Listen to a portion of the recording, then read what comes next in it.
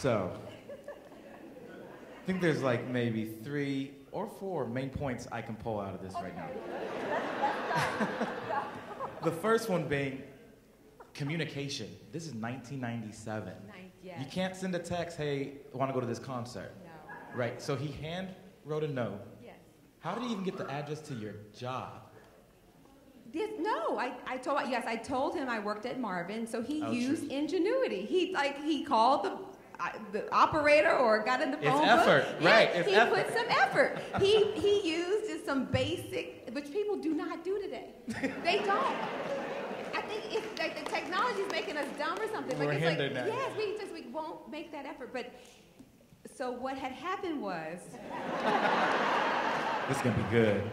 So I meet him in the furniture store, and I went back into my life, and it got busy, and I kind of forgot about the date. I never got a chance to connect. I never got to keep that flame going. You know what I'm saying? Once it sort of sparked, you kind of, okay, I just went back into my life, and when that, I remember the day, I can remember like it was yesterday. You got mail, and at the time, I'm a staff writer, so you're kind of like, the executive producer gets mail. You know what I'm saying? I'm not supposed to be getting mail, but okay, here's my mail. Okay, I want you guys to see, his You Got Mail. I have a lot of like 90s, 80s references in the thing, so there's a lot of Easter eggs. So anyway, yeah, so You Got Mail. Anyway. You've got mail. You got mail.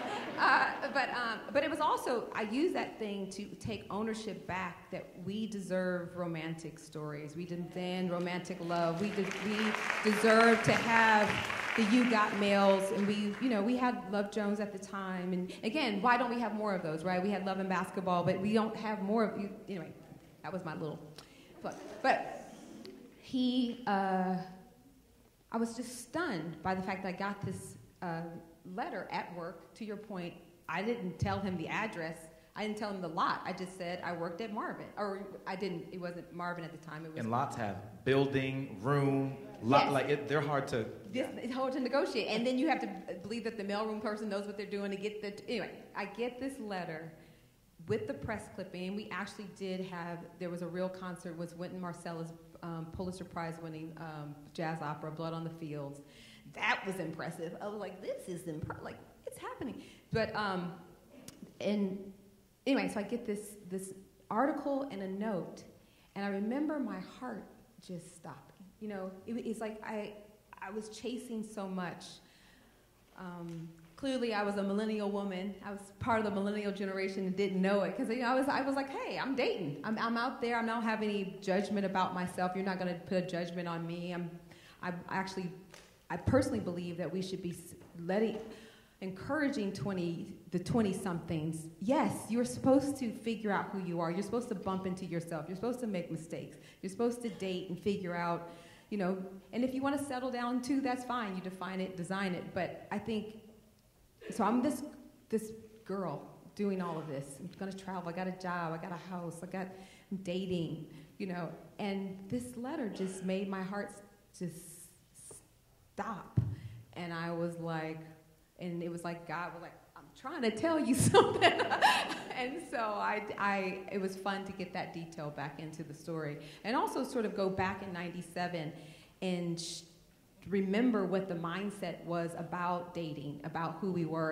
And the spectrum still was hermit or hoe. And it was like that, and I'm like, it's really important to me with all my portraits of characters to paint in our humanity that is all inclusive of everything in that. And who gave us the label hermit? Who gave us the label hoe? You know what I'm saying? Like, that's not our sense of, that's not mine. That's not mine. Hermit might be, I just want to sit at home by myself. That's okay for me to do. Or I'm an introvert. Maybe that might be my title. But being a hermit, no. Maybe I don't want to put my emphasis on dating men at this point. You know what I'm saying? But we put these labels on that. And I wanted to sort of illustrate that and what was happening with women at that time. And then also Angela and Nuri, this is the birth also of a friendship. Sharing that intimacy at the workplace is allowing for you starting to see the seed between two women, and with two a friendship. black women. Two black women, yeah. Which I have a lot of real, lovely, wonderful Black women in my life that are also in this industry. And sometimes the biggest challenge can be just the time I don't get to see them, especially now in our lives with kids and careers and husbands. It's very difficult to find sometimes that time together, but yeah. But I think what you've done here with Nuri, and even in some of your other characters and other shows, but since we're here, I feel like this also gave women the opportunity to just be. Do you know what I mean? Without the label. Yeah.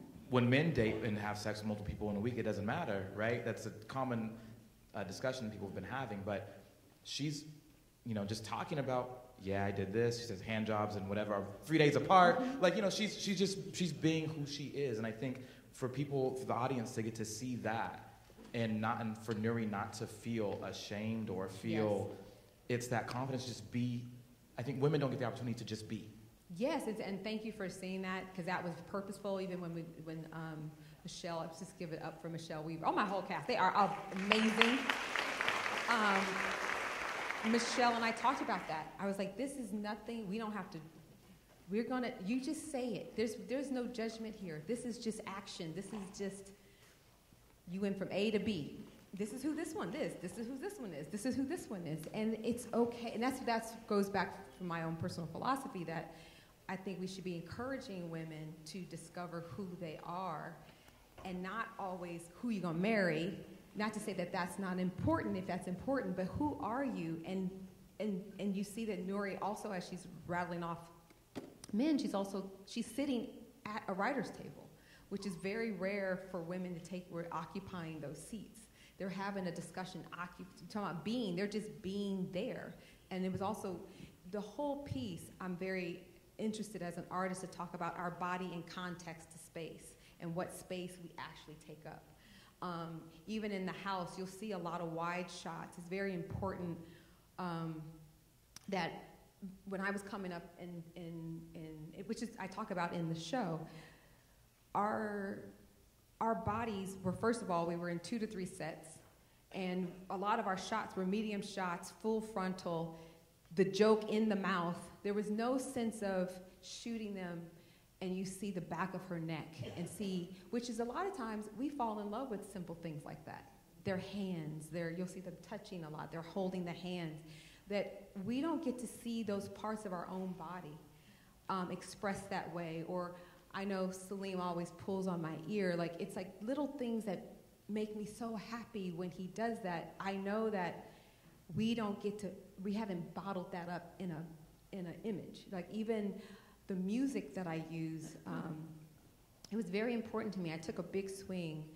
Akira Kusumura, funny, another love story in the spirit of, I've never talked to him, I've never heard his voice.